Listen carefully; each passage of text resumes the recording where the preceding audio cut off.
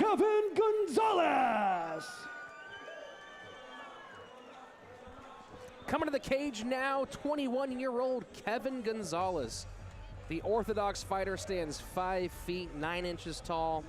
He has a camo record of 1 win and 2 losses. His most recent fight being a split decision win in December of 2012 against DeMar George. This is not his first time fighting in the U. The last time we saw him was in October of 2012. It was a unanimous decision loss to Eric Rios. But he's got to be happy to be back in that win column. He's here tonight with Team Danger MMA and Team Hanira Muay Thai, fighting out of Tarzana, California.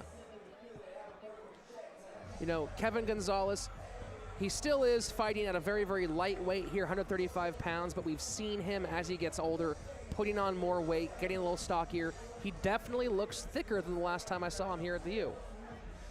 Well, he's young, you know, you're always growing, you know, you never know. That's a big growing area. You could, if you start your fighting career at 18, 19, by the time you're 21, 22, sometimes you're 1 or 2 weight classes higher.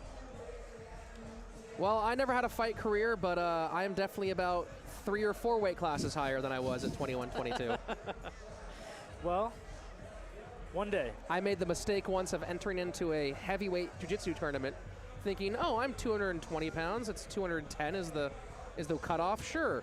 And then a 6'7", 270-pound guy with death tattooed, old English tap-out style from ear to ear, signs up in the same division. Did you tap out before the match?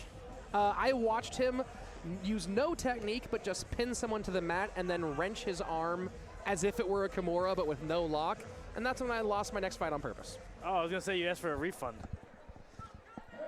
Opponent making his way to the cage, Thom Beast Landeros. And his opponent now making his way to the cage, Thom Beast Landeros. The 19-year-old stands 5 feet 6 inches tall. He's an Orthodox fighter with a camo record of no wins and 2 losses, fighting out of Whittier, California with Team U MMA. Not U of, just U MMA. Got a Muay Thai, Jiu-Jitsu, and wrestling background. He has 2 losses, both in 2012. First back in June, a round 3 TKO to Sergio Castanon. And in October, a unanimous decision loss to Michael Witzerman. So again, both fighters with losing records, both fighters young men. Again, a very even matchup here put together by our matchmaker, Jay Tan. Beast does look like a beast, though, that he looks pumped up and ready, already energetic, already moving. He's excited. Fighting is super exciting, especially at a venue like this, fighting in downtown LA right next to the Staples Center. That's a great way to prepare for if you want a pro career. You know, you get the jitters out, you get excited, you get your friends, your fans. It's nice. This definitely does feel like the big time. That's something we do here at the U. We try to recreate that professional style feel, so these fighters do really get a top level bit of experience. They really do, and that's really important because, you know, if you want to make money fighting, you know, you have to win and keep a winning record.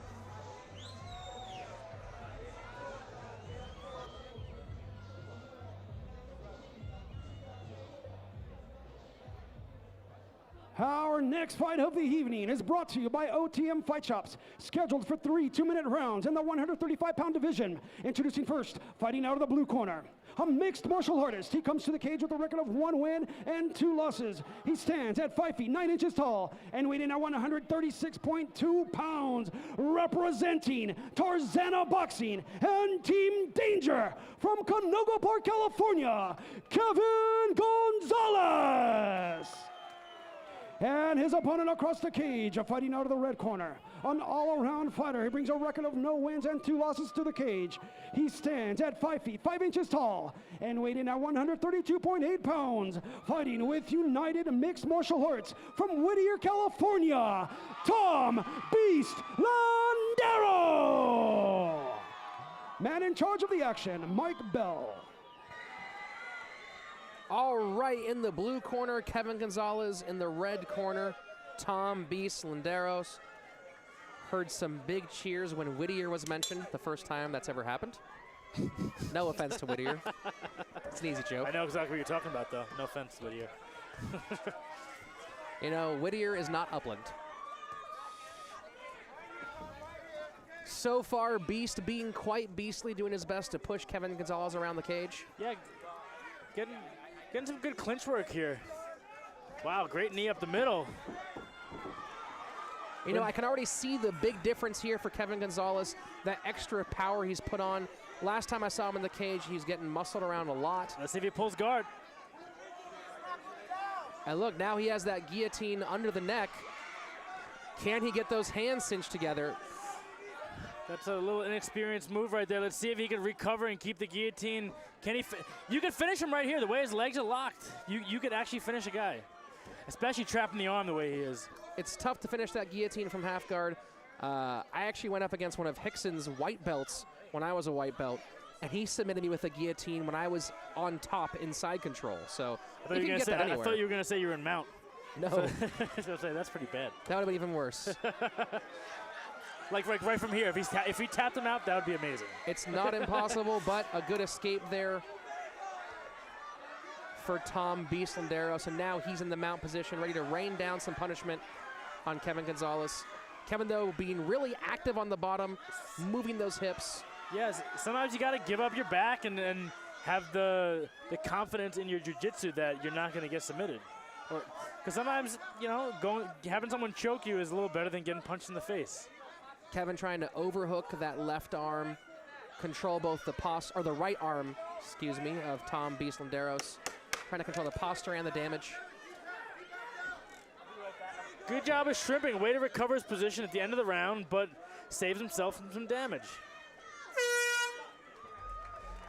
Deep breath. Good round. You know, Landeros was getting caught in a guillotine, but it you know, he did a good job recovering, getting him some mount, and finishing the round strong with punches. You know, you got to give it to Landeros there, ending up on top in the long run. You know, if you're going to go overall for the entire round, while Gonzalez did have that guillotine for a minute, Landeros did control more of the cage, control more of the positions. He did. He was aggressive, and you know, when he got caught with a knee, he came back furious. You know, coming forward, pressuring. You know, I'd like to see him, you know, just continue the same thing, but stay out of the choke, stay out of the bad positions. You know, though, very exciting to see young 21-year-old Kevin Gonzalez. The way that extra strength, that extra muscle is helping him out tonight. Yeah, let's see if what his corner's going to tell him. You know, I would tell him, you know, don't jump guard unless you know you can get your legs around the guys, because that affected his choke. Was he pulled guard without actually getting guard immediately. If you're going to get a guillotine and go for guard, you want to jump in and have the guard immediately so you put the guy in pressure. Seemed a little overexcited there for that submission. Let's see what he does here in round number 2. Again, Thom Beast Landeros in the red, Kevin Gonzalez in the blue. A nice little Superman jab, low kick combination from Gonzalez. Gonzalez had a nice little right hand that looked to do a decent amount of damage. Now that's something we would not have seen from the younger, skinnier Kevin Gonzalez, really muscling Landeros down for that throw. Looked good. Almost a nice little reversal just by turning over. Well, you can see right now that Gonzalez is a little bit high, a little bit forward on that on that side control. He's really leaning across the body. What Landeros needs to do right now, though, is sneak his hips under Gonzalez there to get that leverage to lift him up and roll him with that same move. Yeah, I would like that. You know, I think Gonzalez did a good job of pressing the forearm against the throat. So right here, he gives up his back.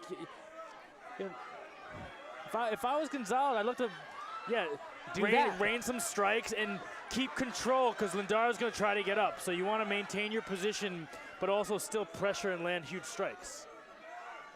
So right here, he's got to get hooks in. Before you approach the choke, you always want to get your hooks in, because it's really hard to finish a choke if you don't have the guy's lower half controlled. Gonzalez here trying to control the neck. At least put one leg around the guy's body.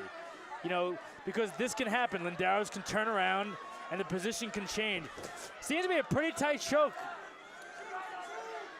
Gonzalez not squeezing too hard, though, being very patient. Looks like there's a cut over the left eye here of Kevin Gonzalez. Now, this would be crazy if he could finish a choke from here. Gonzalez doing everything he can out of short these time. last seconds. See, he did a good job of getting that. It's kind of like a Merkle position in wrestling by hooking your leg there. But he could have finished that fight if he put the hooks in earlier, because the choke never really changed. So I say we got 1-1, and we have ourselves a little bit of blood in that corner over there.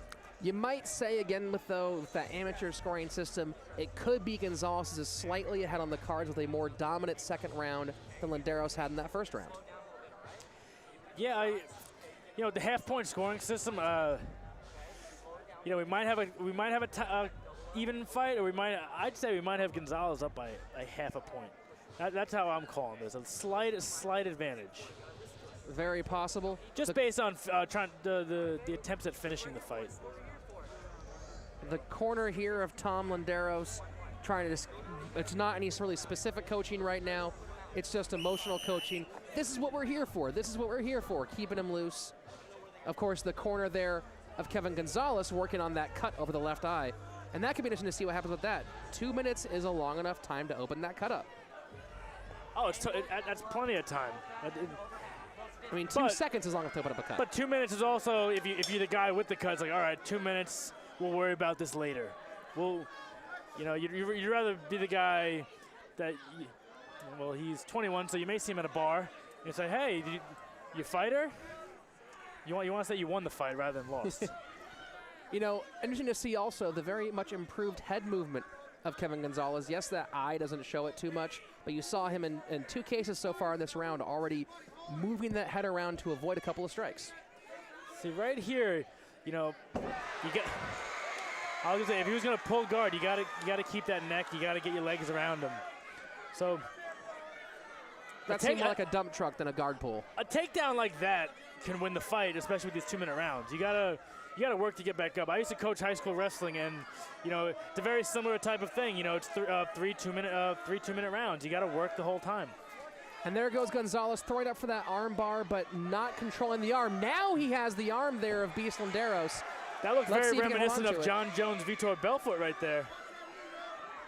And of course, we all know what happened to John Jones' arm in that fight. And we also know what happened to Vitor Belfort in that fight. And he's locking up a possible triangle. This looks pretty tight, as long as he can cinch it. If he takes his left hand and cinches his right leg, it's pretty tight.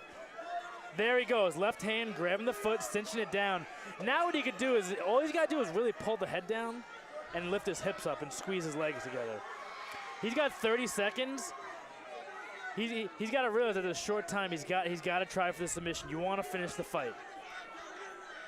But the cage is Landeros' friend right now. It is giving him some help here, but you got to wonder, that does look pretty tight. Can Gonzalez pull this thing off? It's very tight. He's doing the same exact hand positioning that Joe Lozon used to finish Jamie Varner. Same type of finish. It's very, very tight. And there's the fight right there. That's tough. We might see a half-point win in this one. This is so tight because Landeros got a takedown, but Gonzalez had him in a triangle for most of the round. It's interesting when a fight ends with a submission locked in, because you got to wonder, okay, if there was another 2 minutes, another 1 minute, another 30 seconds, what would have happened after that bell? How much do you take that into account when someone has someone in a position like that as the round ends? That's another thing I'm curious about for these amateur fighters. You can come in here and be 6-0 as an amateur, but you're doing 2-minute fights. So you got to realize that the rounds are going to be a little longer. That stuff has a little more time to vegetate and a little more time to brew and get better. So like this, that triangle could have been on for another 2 minutes. That could really affect the fight. Another really unique element here at the U, you can see that we have a much smaller cage than that pro cage. I don't know our exact dimensions, but definitely not the same size when you're dealing with a UFC cage. This looks about like a 16er or 16 or 17er. But the great thing about these is the smaller cages, you less place to run to. You let these amateurs get in there and fight. They have to fight each other because there's less space for them to run to. At the same time, it does give a grappler more opportunities to shut off angles and to really get their hands on somebody. It does. It's definitely a grappler's advantage here because they can get. If you chase after someone, they're probably going to hit a cage eventually, and you could pin them up somewhere and possibly get your takedown. So waiting our judge's decision here between Thom "Beast" Landeros and Kevin Gonzalez, a hard-fought back-and-forth fight. You know, first round seemed to be a little bit more in Landeros' world. Second round, though, a pretty strong advantage for Kevin Gonzalez, and that comes down to that third round. How do you score it? Do you score the takedown better? Do you score that near submission better? I almost call that somewhat of an even round for me, but it's super tough. It's kind of like I said with the judges, it depends on what type of background they came from. Do they come from a striking background? Do they come from wrestling background? Do they come from jiu-jitsu background? Because that really plays a part. That plays a big part in who wins the fight. Who wins the fight? You know, and if you call round 3 as an even fight, again with the half-point system, you might have a very slight decision in favor of Kevin Gonzalez.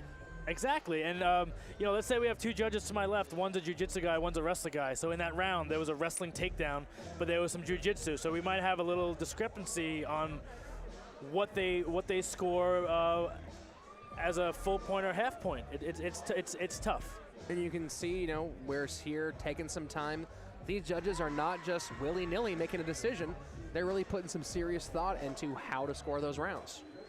Yeah, there's a whole science behind the whole scoring of these fights, and you know, you always, as a commission and as you know, an athletic commission, you want the guy that won the fight to get his hand raised, but it doesn't always happen, especially when you go to a judge's decision. That's why I stress to fighters, try to finish fights always. Don't coast to a decision because you may not get that decision. You know, very interesting. We were last night was the UFC on Fuel 8, and you saw the just coast advice. Just coast is not good advice. You were in the third round, just coast. Well, just coast earned you a loss. A split decision loss, or you gotta realize people are paying tons of money for this. You're lucky enough to be fighting in front of people, so push the pace. Try to win. This is a fight. Here with our official call, Salvador Arellano. All right, ladies and gentlemen, after 3 rounds of action, we go to the judges' scorecard. First judge scores a fight 29-28 for Landeros. Second judge scores a fight 30-27.5 for Gonzalez. Third and final judge scores a bout 29-29. This bout is declared a split draw.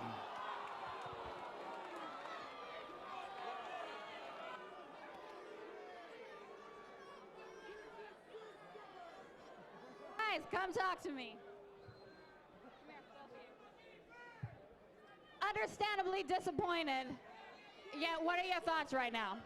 I don't know, like, I feel like I won the fight. But, you know, it's you never leave it to the hands of the judges, so it is what it is, you know? I had fun. It was a good fight. It was a good learning experience for me. I hope everybody enjoyed it. Thanks for coming out and supporting the sport. Give it up for him, and same question to you. I know it's disappointing, but what are your thoughts right now? Yeah, hey, I gotta respect him. He brought it, you know. I definitely don't think he won, but you know what?